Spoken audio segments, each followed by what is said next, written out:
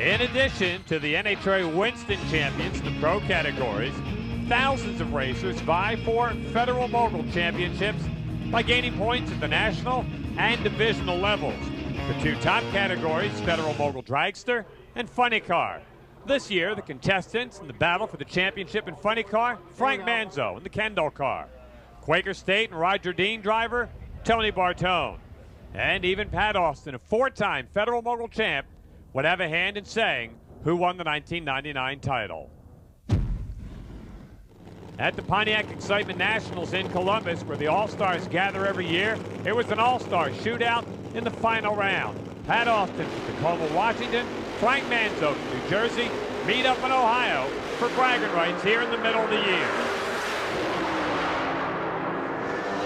Frank Manzo runs a great 5.68 at 252, just did beat Pat Austin's 5.71. At this point, Frank Manzo was the leader in the battle for the Funny Car crown. Indianapolis, Indiana, the biggest race of the year. Tony Bartone for Roger Dean, Frank Manzo for Kendall. In 4 final round appearances between Manzo and Bartone, Bartone won them all.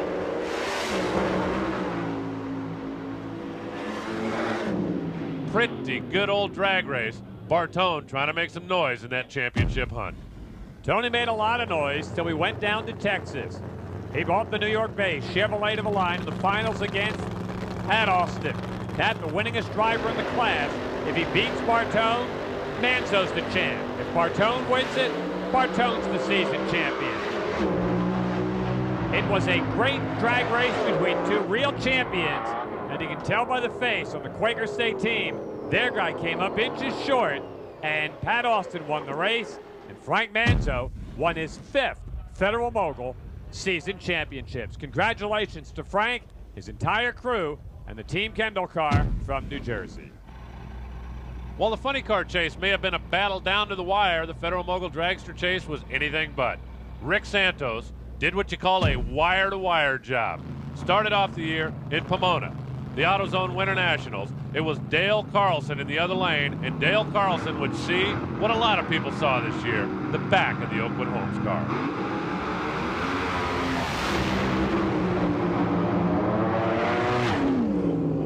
Santos had what you call a perfect season. 5 national event wins and 5 divisional wins for his 10-race claim. None were bigger than this one. At Indianapolis, in 18 years since they have run the dragsters and funny cars in the separate class, nobody had ever repeated as a winner. Well, it was going to happen this year because Darren Nicholson in the far lane, Rick Santos in the near lane had both won Indy before, and now Rick Santos has won it again. What a way to punctuate his 3rd Federal Mogul championship. As we headed for Pomona in the Auto Club Finals, there were 2 things that Rick didn't have: the all-time season win record and the national record. And he would not get the national record. Mark Woods, near lane,